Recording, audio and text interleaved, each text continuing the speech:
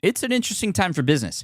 Tariff and trade policies are dynamic, supply chains are squeezed, and cash flow, it's tighter than ever. If your business can't adapt in real time, you are in a little bit of hurt.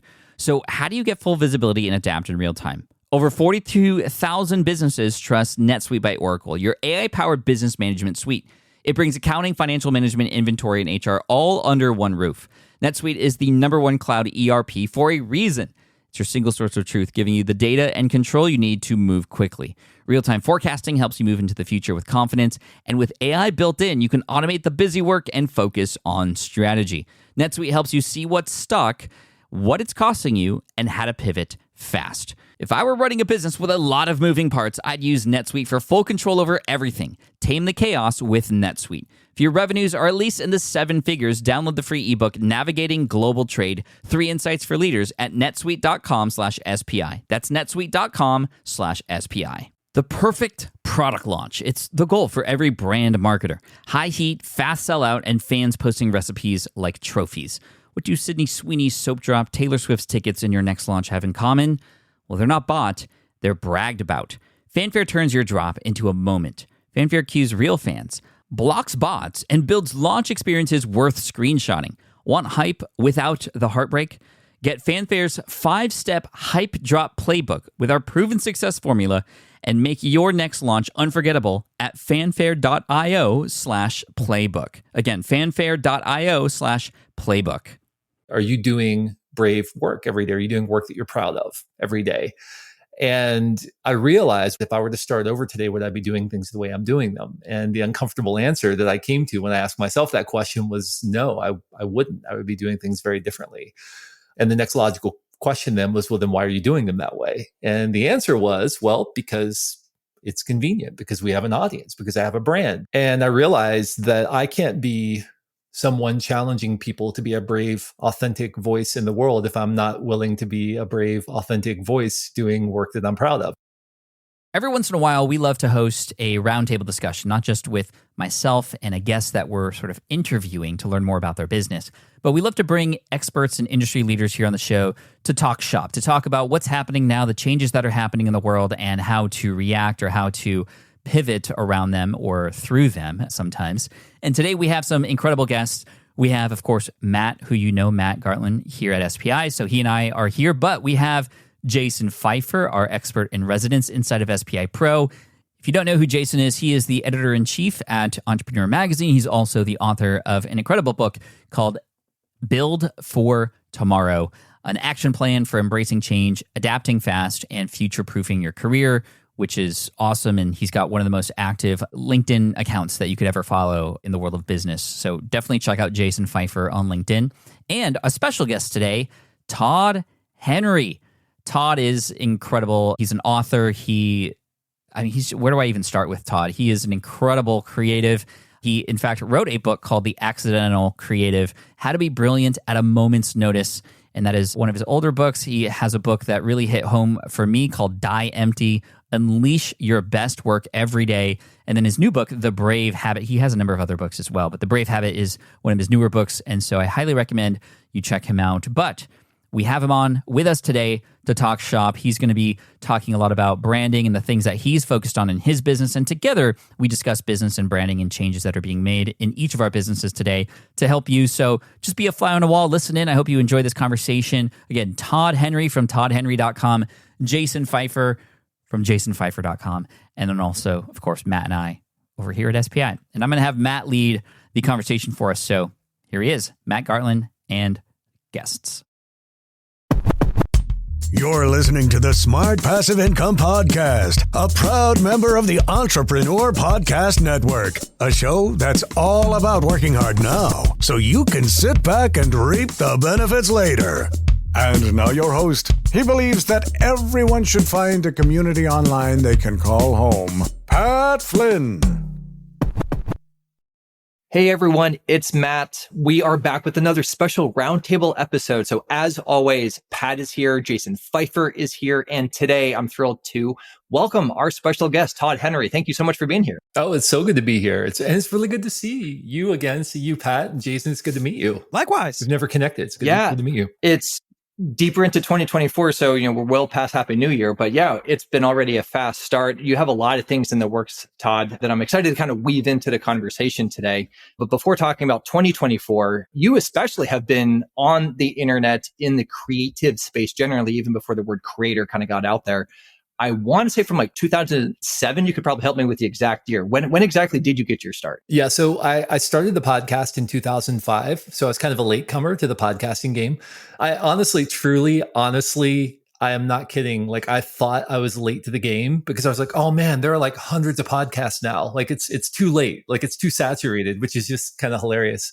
But yeah, started in 2005. I didn't know what I was doing, but that was kind of the first foray into, I guess, kind of creator world and making things and sharing them. And then it's been really fun to see how things have evolved over the last 18 years. And your show, and then your first book, Accidental Creative, was one of the first business podcasts that I ever stumbled across as well back in the day, which was, a lot of fun. I'm just even curious, given that time horizon, how much of this kind of creator world have you seen change and evolve in terms of like that some of the most important milestones in your own career and what it's led to as we talk about some bigger changes ahead for you and probably for all of us, now this year? Yeah. So I would say probably the most amazing thing and the most beneficial thing has been the reduction of friction over the years. Friction in terms of how we deliver ideas to people. When I started the podcast in 2005, first of all, you had to explain to people what a podcast was. I mean, nobody really even knew what it was, even though, iTunes had launched a directory. I mean, there wasn't really a word that people used. And so I even remember in 2007 interviewing Stephen Pressfield about the War of Art for the show. And at the very end, after we stopped recording, he said, "Can I ask you a question?" I said, "Sure." And he said, "What's a podcast?" Right? So he had just done this like 30-minute conversation with me, having no clue what we were even doing at the time. And so, we were hand coding XML files, uploading them to a server, using things like transmit to upload files directly to a server to point the XML feed to. So it was definitely a much more sort of like craftsy kind of hand coded world. And then I think as the space became more mature, people sort of entered the space and started creating tools, it became a lot easier. And then with the advent of the smartphone, I mean, my goodness, like just the fact that somebody could click a button and listen to your show, with this device in their pocket, because we had to tell people in the beginning, like, it's super easy.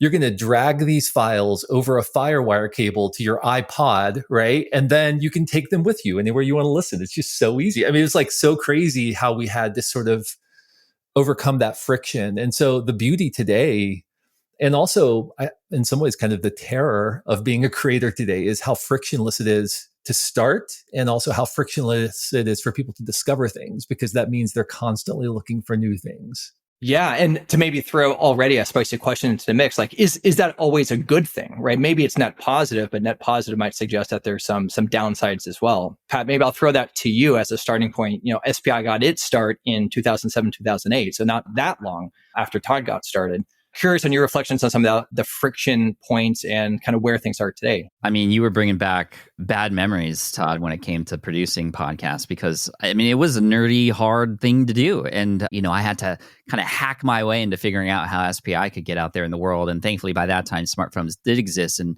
people were able to discover me. But over time, because of that, how smooth it is and how easy it is to create now. There's so much out there. In fact, we're all just bloated now from all the information that's available to us. And we're being force-fed in a way, being force-fed things that we didn't even know we want to eat, and a lot of things that we probably shouldn't. So it's, as a creator, become a lot more noisy. And yes, the cream does rise to the top, but dude, there's a lot of things to get through to get to the top for sure. And that's made it pretty difficult for a lot of people, but also we've seen a lot of great success stories from people who would have never had the ability to create before, now be able to create and affect and change the world in such great ways. But then, I don't want to get political or anything, but it's an election year. There's a lot of information that might be misinformation or misguided information out there that's reaching people, and it's influencing them in maybe ways that, are dangerous even. So there's a lot of pros and cons to this for sure. But as a creator, especially, it's just like, okay, this is great. There's a lot more competition, but it's also forcing me to go, okay, well, what is going to connect with people today? And today, in this especially AI-driven world, it seems it's helped me focus more on relationships, on storytelling, on not just like information is valuable, but how the information is delivered being valuable. Jason, I'm curious if you've seen any parallel universe kind of conditions here, just on the media side. So in addition to just the transformations online and online media, with your background from different magazines and print, and obviously, that industry has evolved tremendously, in the same time horizon. Yeah, sort of symmetry or not have you seen in that same time span? Yeah, well, the fascinating thing about traditional media is that as it shrinks, so grows all of these new means of distribution for writers and creators. And so many people in media have made this transition over to being a solo creator or part of a really small shop and are finding that the economics of it are totally different. It's really fascinating to think about how little you have to earn as a solo creator to make a living versus how much money had to come in to a traditional media company to make your same job work. So when I'm at a traditional media company, for example, and we're talking about bringing in a $500,000 deal, $1 million deal from Amazon, Staples, Walmart, whatever the case is, those are good deals. We got to keep that up constantly. Bringing in $1 million deal when you're at a traditional media company is just one day's work, but you better keep that up or else the economics of it fall apart. But when you're a solo creator, the economics of it are so much simpler. And all you need to do is make sure you get 1,000 true fans who are willing to spend some amount of money on you, and you can make it work, which is really fascinating. And I think that that's been mind-blowing to individual creators. It's also been, I think, scary for traditional media outlets as they see how the economics of this become so fragmented that sometimes holding down a old style company no longer makes sense. As I was listening to Todd and Pat talk, I have a question for you guys. As you were talking about being so early into podcasting, because what it was making me think about was how today the barrier to entry is so low that the barrier to success is so high.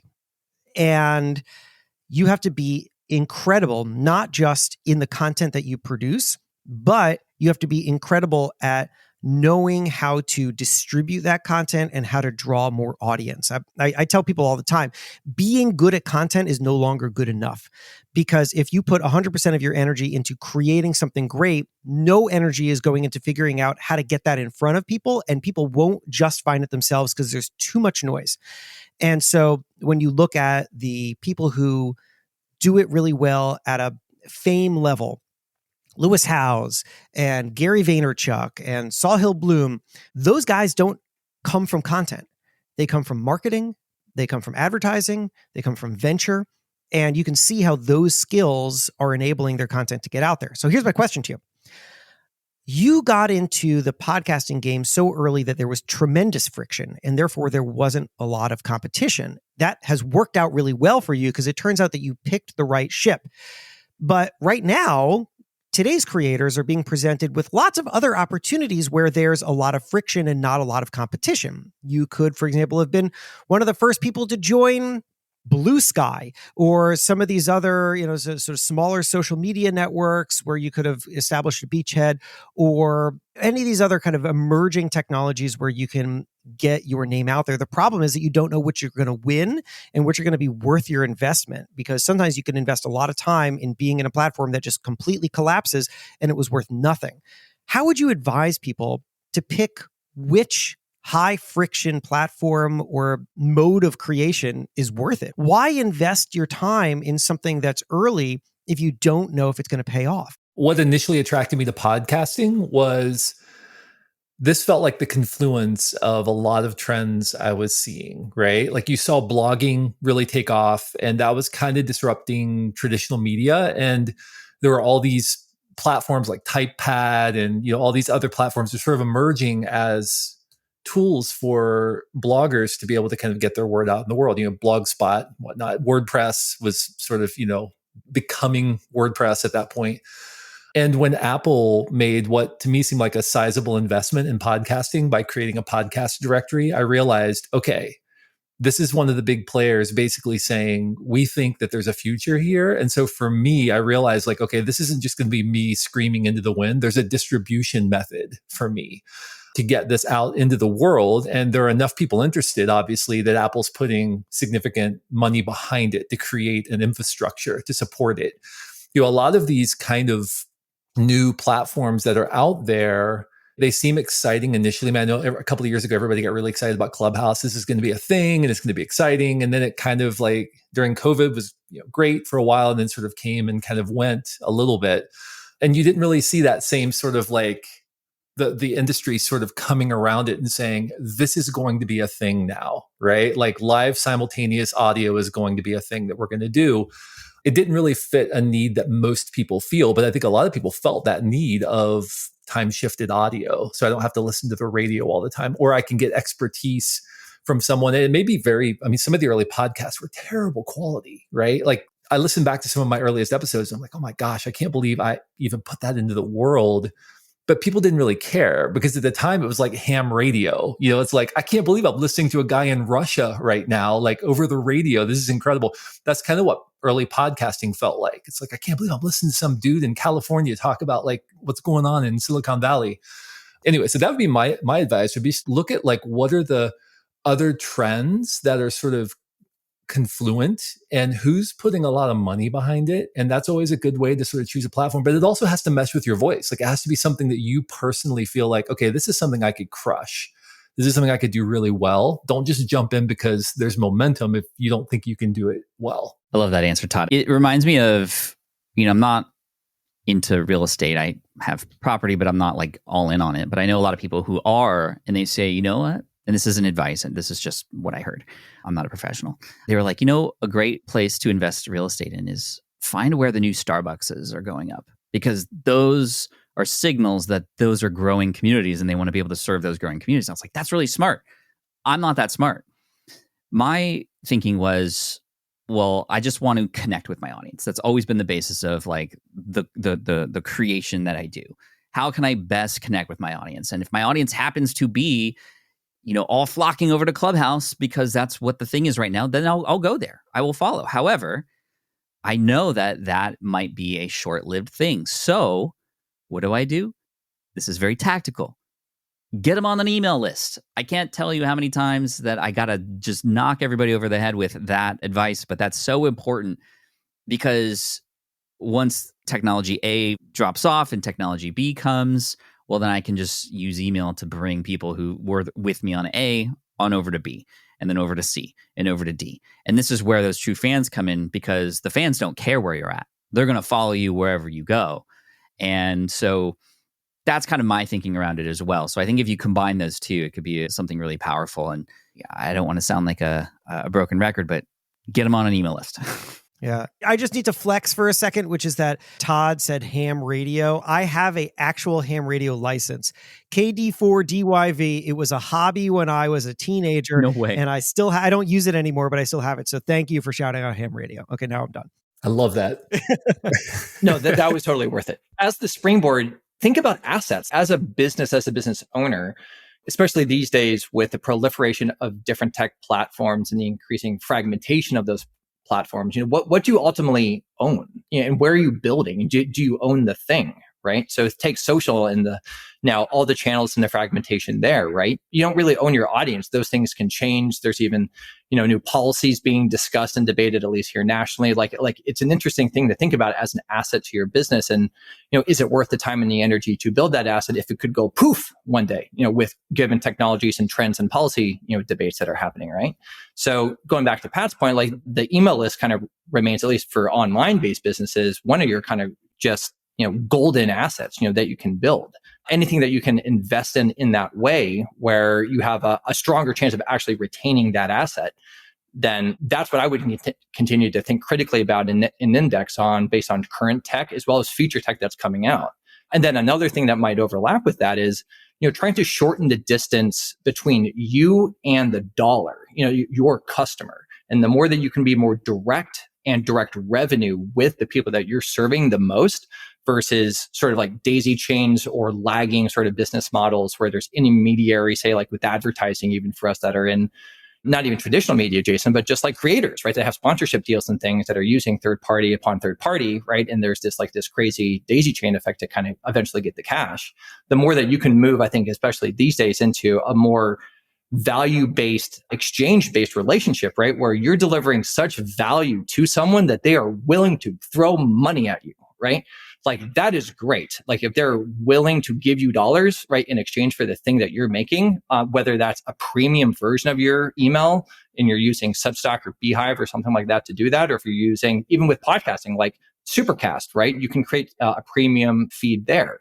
So those are things I would think about critically as well in terms of like where you want to build. You said something that really struck me as really interesting that I'd not considered also, Matt, which is when you're investing in these platforms, so often we're thinking about driving revenue. How is this going to help me drive revenue? But you're also building assets that can be brand assets.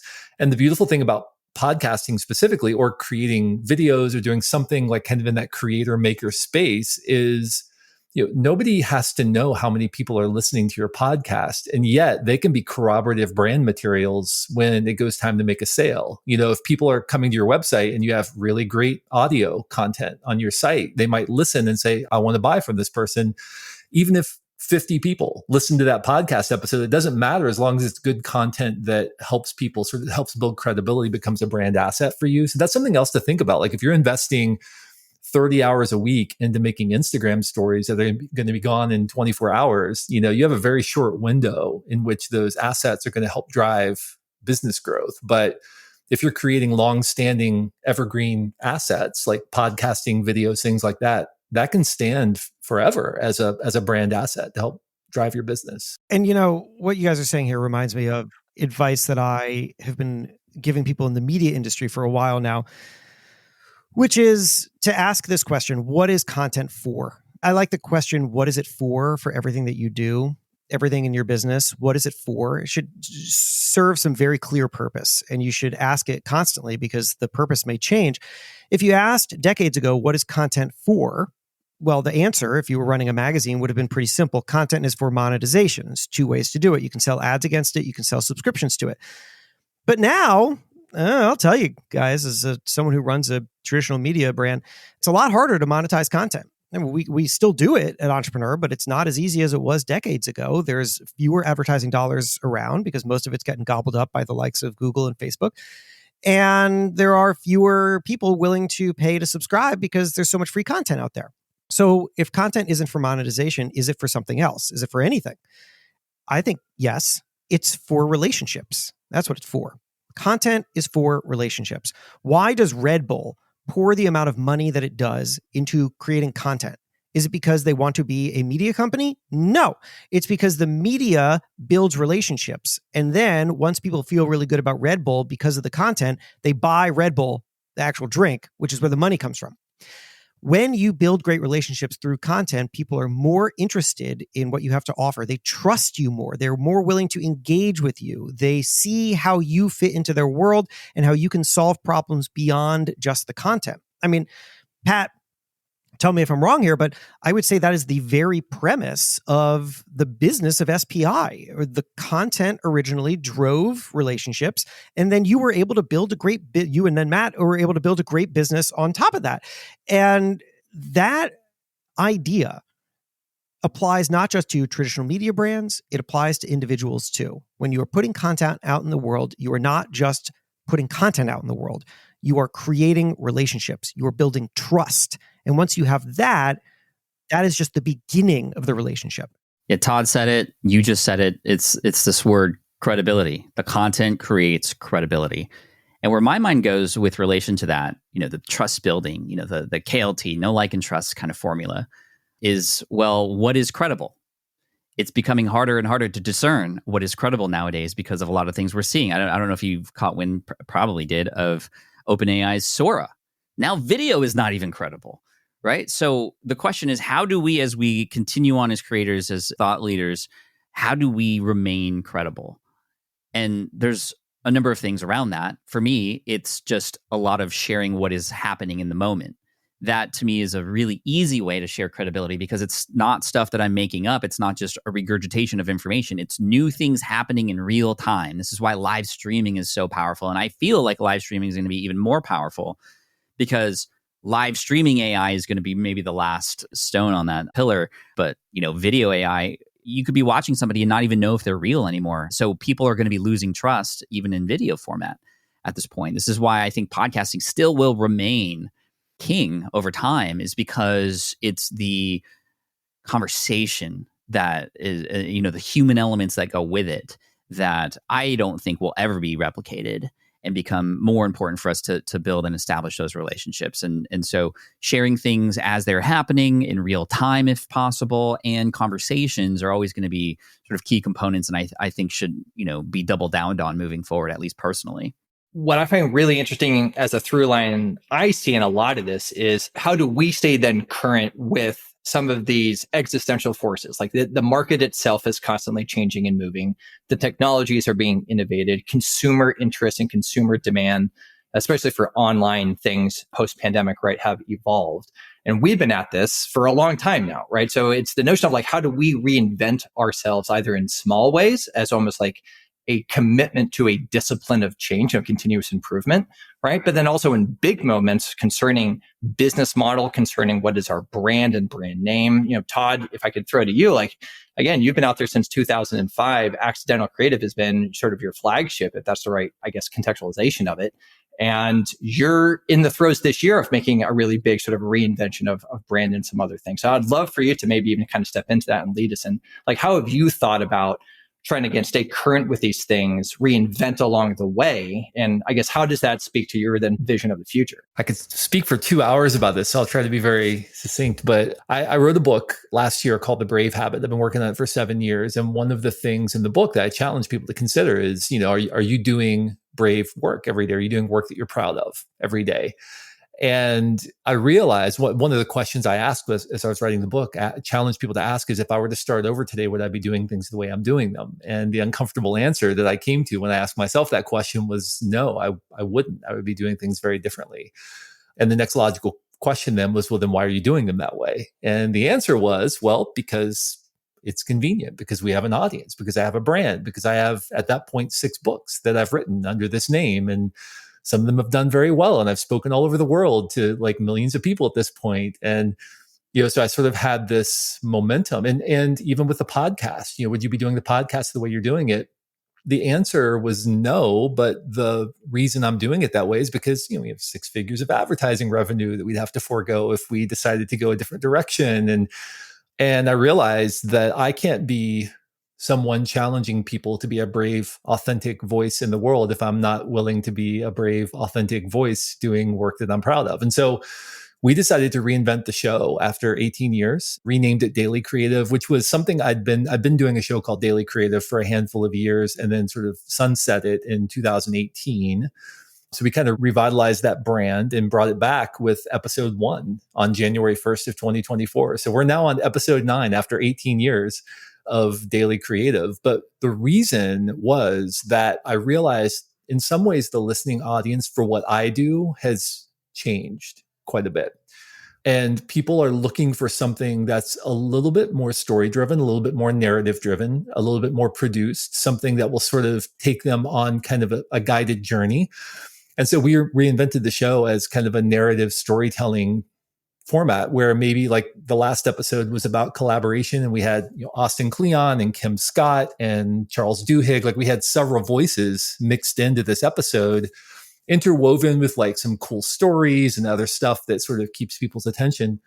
It is incredibly time intensive, but it's something that I'm really proud of. And that was really important to me. I wanted to be very proud of the work that we're doing. So that was kind of the impetus for it, was just, I think, especially if you've been doing something for a while, it's important to ask yourself, am I just doing this because I'm doing it? Or am I doing it because it's really the right thing? Now, quick caveat, in other niches and other areas and other types of shows, content, subject matter, I think that what people are looking for is very different, right? So if you're in that kind of like business building, brand building space, I think interviews are incredibly helpful, incredibly relevant, because I think you're getting expertise subject matter that you wouldn't get otherwise. But for what we were doing, it just felt like the right move for us.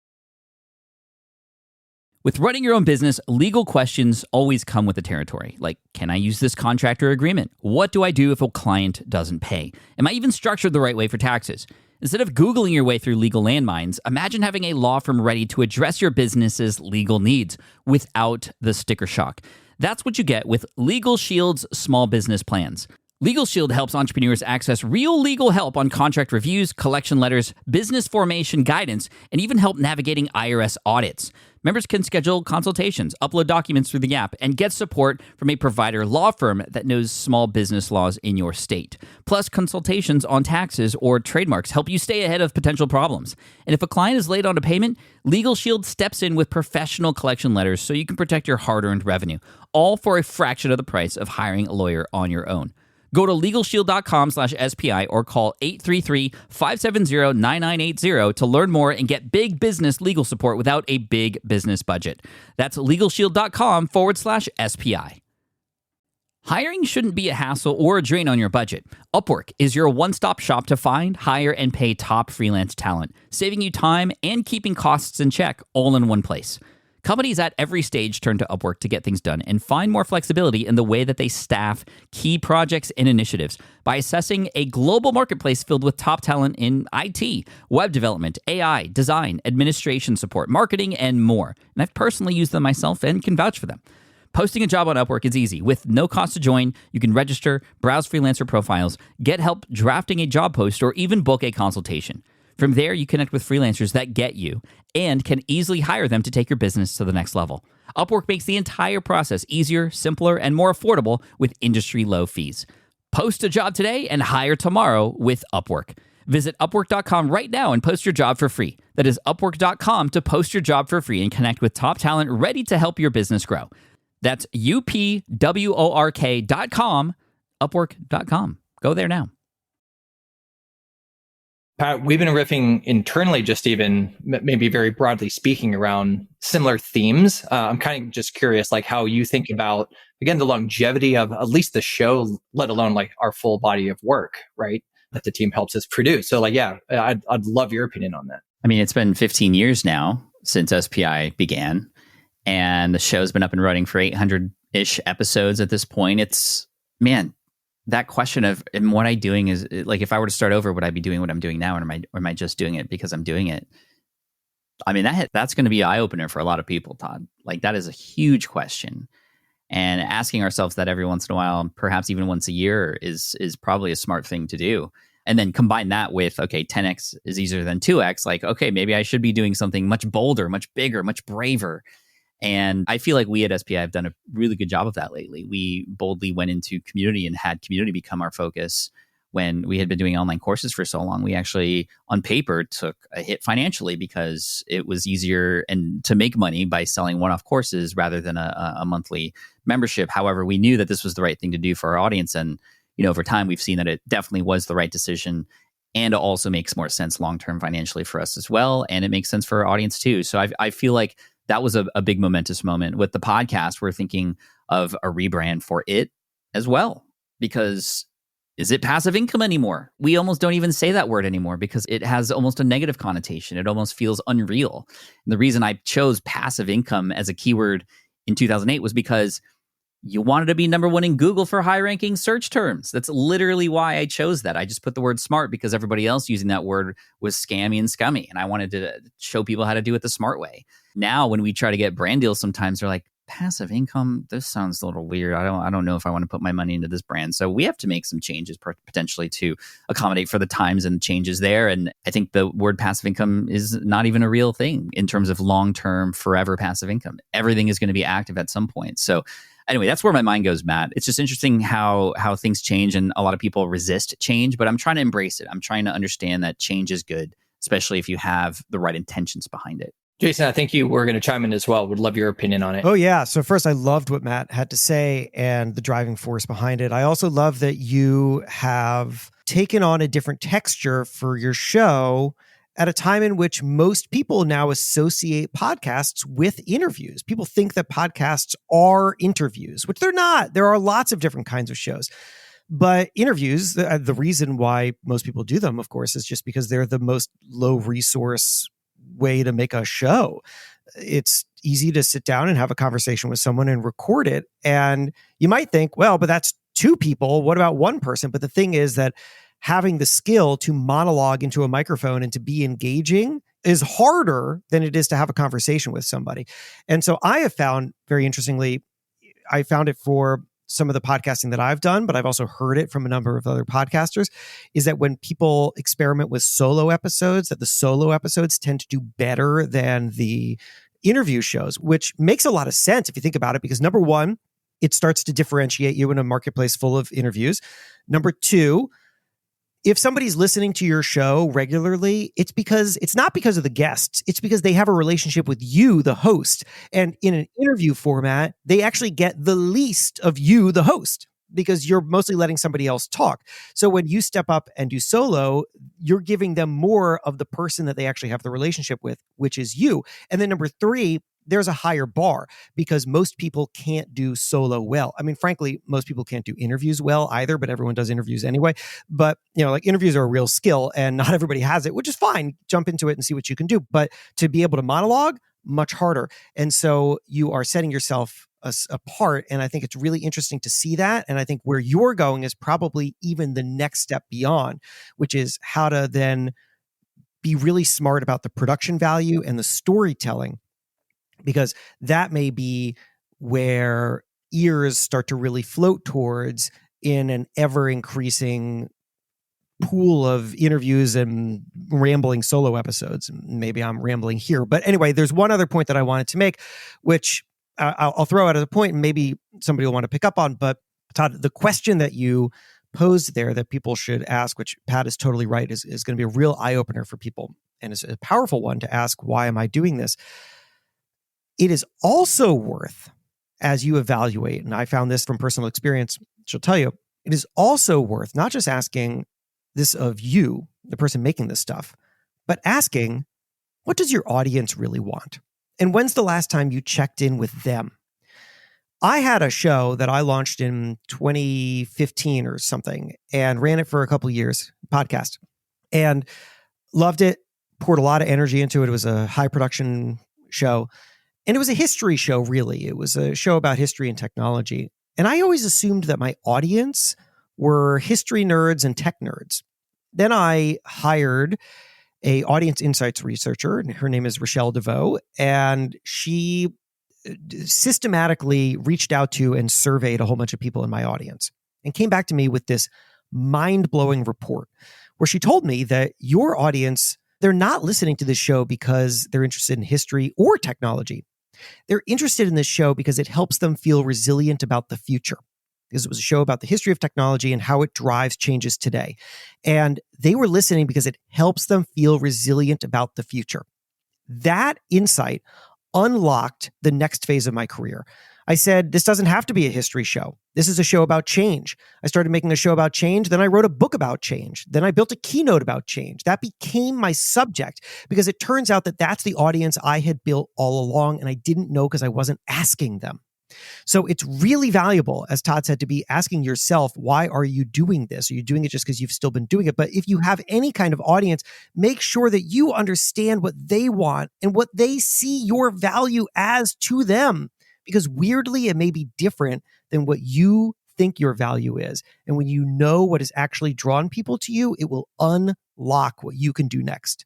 I love both those points. And I want to say, Jason, they're pretty good, if not great examples to kind of throw back to friction, right? Like if you choose to involve someone to do that audience research, to open up to that, to be receptive to what you might hear, and it might be a very different sort of response than what you expect, right? That in and of itself can be a form of friction. And then your other example there, the monologue episodes, to practice that craft, to put yourself out there, to keep trying, that's just more friction. I think that kind of tethers together that just really important piece of advice for all of us as we think about evolving and reinventing the brands and how we deliver value, how we think about the core business model, right, for the future. And be willing, if not excited, right, to climb a new mountain and get excited about, what's next. So I appreciate both those points. Those are excellent.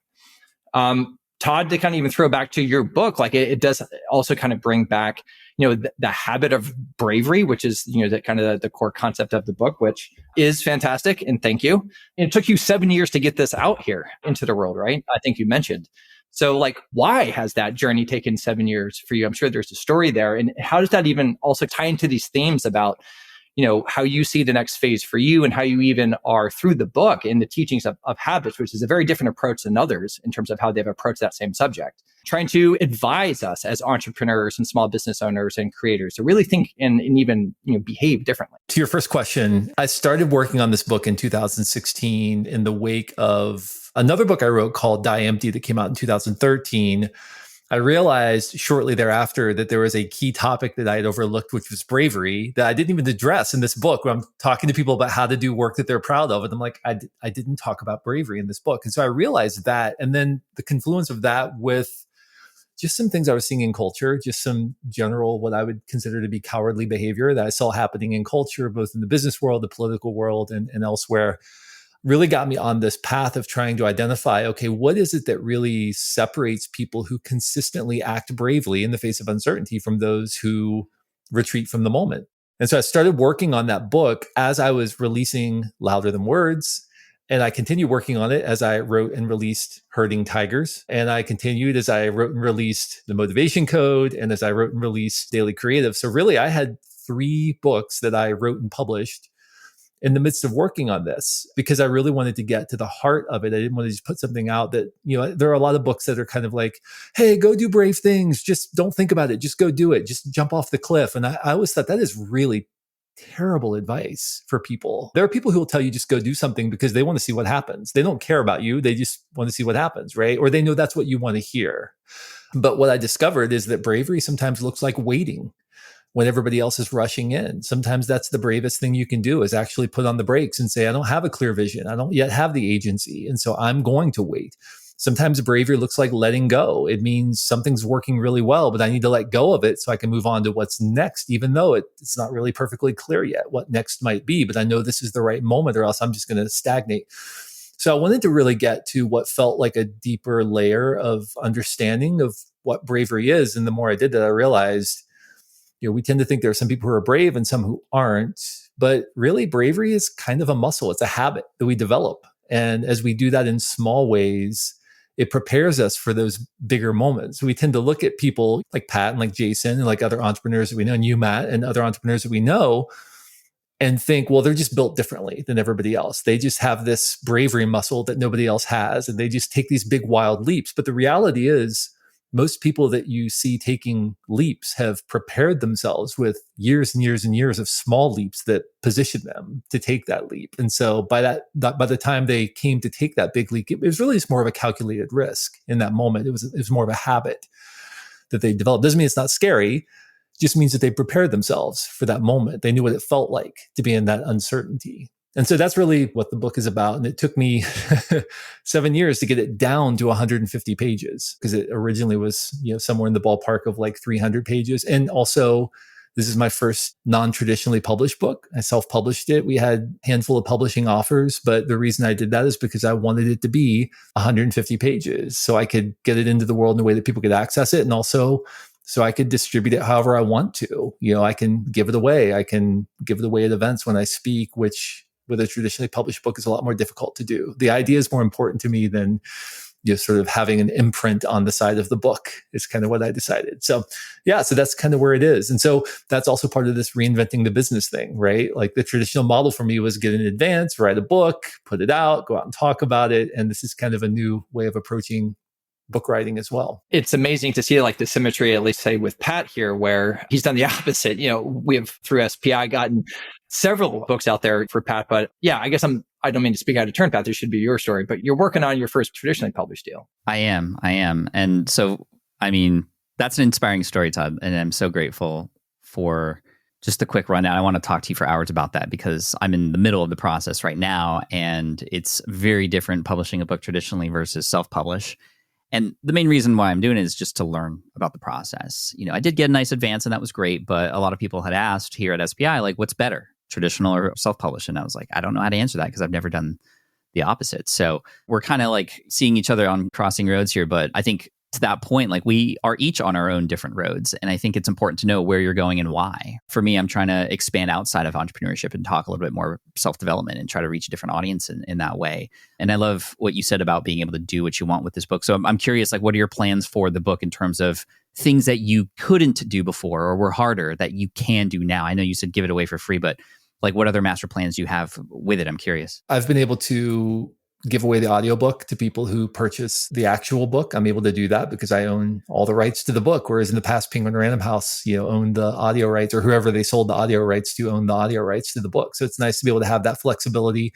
I spoke at an event in San Francisco a couple of weeks ago and was able to just include copies of the book with my speech because it was, on the topic of bravery, and 210 copies cost me something like $750 to include. If I was doing that with herding tigers, that would cost me $3 or $4 grand to include that many books, with my speech. And so just the ability to get copies into the world in different ways is a little bit easier with a self-published book. Now, I want to put a strong caveat on that because I've had 6 traditionally published books and have had wonderful experiences. And I think that anybody who has the ability to go through that process should go through that process. If you aspire to be an author, I think it's really good for you to go through that process and see what good editorial looks like, to see what good design looks like, to understand what sells books, what doesn't sell books, because what people think sells books doesn't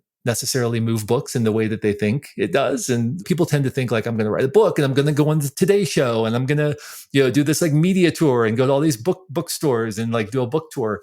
I mean, that's not really the way it works. And so it's good to get an inside view of the industry and what actually moves books and what a publisher really does.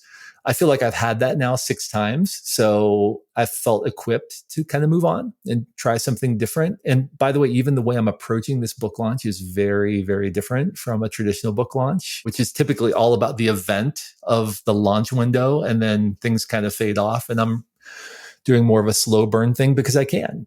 Because it's self-published, sort of doing a lot of little experiments to see what works and what doesn't, which is another thing that wouldn't be possible with a traditional publisher because, they've got sort of like finite patience, for whether the book's going to work or whether it's not. Whereas as long as it works at some point for me, that's fine, right? It could be 2 years from now, 5 years from now. I remember talking to Steve Pressfield in 2007. It took like 5 years for the War of Art to really catch on, to become a thing. So yeah, so all those reasons and more. And Pat, I'd be happy to jump on the call and talk through some of those experiences, but I think both are viable paths for different strategic reasons. Hey, Todd, can I ask you a question that's the purpose is to illustrate a point that I just made a little minute ago, but also to help people think about books for themselves. So it's interesting what you said in response to Pat's question about what else can you do because you've self-published. Other versions of giving the book away. You can give the audiobook away for free. You can bundle it in with the purchase of the physical book, or you can make it easy to bundle in copies of the book with the talk that you're giving. And it made me think that it would be really helpful for people to hear the answer to this question from you, which is, what is your book for? Because again, like I said, if you ask, what is this for of everything that you do, you have to have an answer to that. And what I have found is that for many people, myself included, I had a traditionally published book out on Penguin Random House a couple of years ago, is that the book is often not for making money, because a book often will not make money. Funny enough, I went on Barbara Corcoran from Shark Tank's podcast to promote my book, and we had a great time. And afterwards, she sent me a nice email about it that ended with, I hope your book brings you a lot of joy because it will not make you any money. Spoken from experience, Barbara. And that was true. But the book did serve a purpose for me. It served a number of purposes. So as people are thinking about books and thinking about why to write a book, and they're hearing you talk about what you're doing with your book, you must have a very clear answer to the question, what is your book for you? Yeah, 100%. Well, I mean, first and foremost, writers write, and this is an idea that I was very passionate about, and it was something that I wanted to get into the world in a concrete form that would hopefully transform the way people think. And now this sounds like a very sort of Pollyanna answer, like, oh, I just care so much about this idea, but that is 100% true. For those who haven't written a book, it is incredibly painful to write a book. I mean, it's not digging ditches, but like it is incredibly gut-wrenching and painful to write a book. And it takes a long time. It's not just about typing the words. It's like doing kind of like surgery on yourself in a way, writing a book is. And so I just really cared about this idea, wanted to get it into the world in a way that was transformative in some way, because I feel like this is a real need for culture right now. Now, the business answer is I give speeches and I give workshops, and I need to stay front of mind. I need to have ideas in front of people that impact them, because for me, it's kind of a top of funnel thing. Somebody reads my book and they contact me. I just got off a call with someone from London who wants me to come speak to their company about herding tigers, right? I have another call later about the same thing, traveling to go speak about another one of my books. The books are kind of the entry point to my business, which is primarily speaking and training and being in front of people. And so it's important for me to have fresh ideas in front of people consistently that might strike them as something that would be relevant to their business or to their audience in some way. And so that's the business answer. And so the more books I can get into the world, it's easier for me to do that if I can get it into the world in more ways without worrying about violating my publishing agreement with Penguin Random House, right? If that means giving away portions of the book, if that means creating a podcast where I share excerpts from the book, I don't have to worry about, am I violating my audiobook rights by doing this? I can create courses. I created a workbook for this, right? I couldn't do that with herding tigers because I don't own the publishing rights to a workbook. So I couldn't do that unless the publisher wanted to do it. And so it just gives me a lot more flexibility in terms of how I do those kinds of things. There's a great article, I think it was Todd Satterson maybe, who wrote an article it was called The Magic Number. And he was trying to answer the question, how many books do you need to sell for a book to take off? And the answer he came to was, if you can sell or get, you don't have to sell them, just get 10,000 copies into the world and have people read 10,000 copies of your book in the first year, your chances of getting to 25,000 copies are like 50-50, basically. And if you can get to 25,000, your chances of getting to 50,000 are basically 50-50. And 50,000 to 100,000, it's 50-50, right? And so his argument was, you need to get copies of your book into hands and get as many people to experience them as possible as quickly as you can. And by the way, just selling books doesn't do anything. Like, people buy a book and stick it on their shelf. That doesn't do anything. You want to get people reading the book, interacting with the book, and books that are rather books that spread. That's something I just made up, but it kind of works. It does work. It does work. I may even dare say, Jason, this is a fair, again, sort of callback and connection point, that it's about relationship building. So like the more books you get in people's hands, and if they do in fact read them, like you're sparking new relationships and nurturing others, pre-existing ones. Yeah, Matt, that's totally true. And I'll just add one interesting thing that I learned as my book came out and I saw what that relationship meant, going to what Todd said about it being a driver of speaking engagements. People had always told me that having a book raises your speaking fees, and I could not figure out why that would be the case.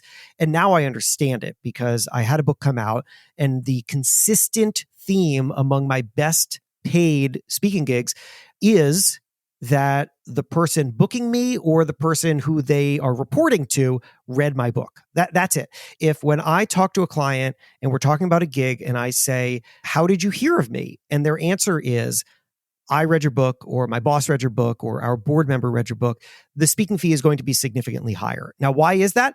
The answer is because there is a different budget for get that guy and fill that role. So get that guy is somebody likes that guy, Jason, Todd, Pat, Matt, but fill that role is, hey, we got an hour slot to fill and we want somebody to talk about change. Go find somebody. That's a lower budget.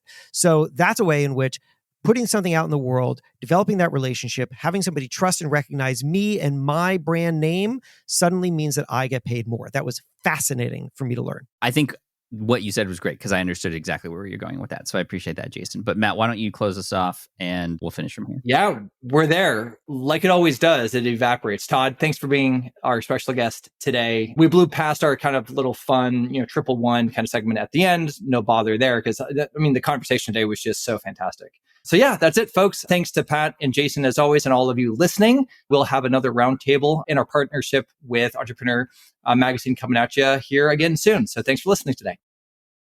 Wonderful. I hope you enjoyed that roundtable conversation. big special thank you to Todd. Todd you can find at toddhenry.com and definitely check out his book, his newer one, The Brave Habit. You can actually get 3 free chapters of that book right now, at least. So go there now if you can, toddhenry.com. Jason Feifer as well.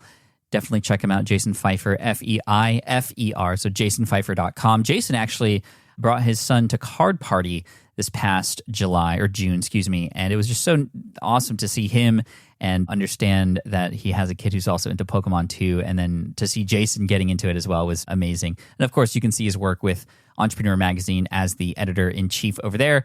And Matt and I both thank you, and we'd love for you to join SPI and be a part of our community. If you head on over to smartpassiveincome.com/community, you can see what we have available there, our all access pass or our higher level entrepreneurial group with the experts in residence like Jason and others that you can get access to get direct help from over at spipro.com. And every member of SPI Pro also has access to our courses and everything that's available inside of our all access pass too. So spipro.com, apply there. We'd love to see you in there. And thank you again to Todd, to Jason, Matt, and for you for listening all the way through. I appreciate you. Great episode coming your way next Wednesday, and I look forward to sharing it with you soon. In the meantime, hit that subscribe button, and I'll catch you in the next one. Cheers. Thank you so much for listening to the Smart Passive Income podcast at smartpassiveincome.com. I'm your host, Pat Flynn. Sound editing by Duncan Brown. Our senior producer is David Grabowski, and our executive producer is Matt Gartland. The Smart Passive Income podcast is a production of SPI Media and a proud member of the Entrepreneur Podcast Network. Catch you next week. I get it. You want to grow your business, but selling at scale feels overwhelming. You're drowning in complicated funnels, creating different lead magnets, or constantly posting on social media. And that gets exhausting fast, especially when you're trying to sell to hundreds or thousands of people. But what if you could sell at scale with a simple, powerful quiz? A score app quiz or assessment asks your audience key questions and gives them instant personalized results based on their answers. Your audience gets to know where they are now and shows them the steps they need to hit their goals. You can set up a quiz in minutes using Score App's templates and have a powerful lead magnet that'll do the selling for you. The best part is your audience actually wants to take this quiz, and you build huge amounts of trust before you even make a single offer. No hard sales, no chasing leads, just value at scale. Get 50% off the first 3 months using the discount code SPI. Just head to scoreapp.com/SPI. Again, that's scoreapp.com/SPI. Hey, fellow podcaster, does this sound like something you've experienced? You record your podcast episode on one platform, download the files, edit in another app, then fire up a different tool just to create these social clips. Well, it can be clunky, time-consuming, and frankly overwhelming, especially for creators trying to grow. And that's why I'm excited to tell you about Riverside. Riverside is the all-in-one platform. Record, edit, and repurpose your podcast content all in one place. You just log in, record with your guests no matter where you are in the world, and just like that, studio-quality audio and high-resolution video. We use Riverside here at SPI as well now. With built-in AI, I can automatically clean up my audio, saving myself so much editing time, and it can even auto-generate clips to make promoting the show a breeze. And with Magic Clips, I can grab the best moments and repurpose them as short-form video, perfect for YouTube Shorts, TikTok, or Instagram, without re-recording a thing. So if you're tired of juggling tools and want a faster, simpler way to create and scale your content, it's time to try Riverside, built by creators for creators. Just go to smartpassiveincome.com/Riverside and use code SMART to get 1 month free on the Pro plan. That's smartpassiveincome.com/Riverside, promo code SMART.